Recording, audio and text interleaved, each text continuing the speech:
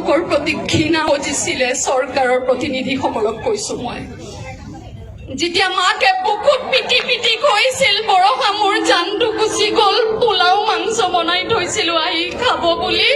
সিদিনাই মই আপোনালোকক থুৱাইছিলো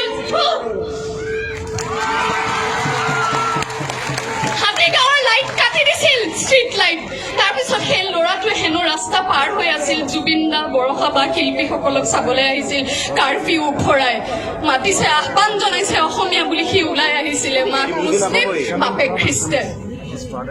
ৰাস্তাটো পাৰ হওঁতে হেনো কথা নাই বতৰা নাই গাড়ীৰ ভিতৰৰ পৰা গুলিয়াই দিছিল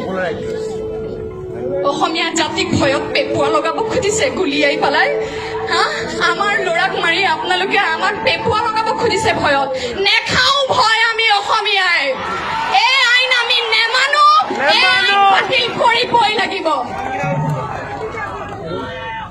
জয় অসম তাৰ পিছতো কিন্তু সৰ্বানন্দ সোণোৱাল ডাঙৰীয়াৰ বুকু নকপিল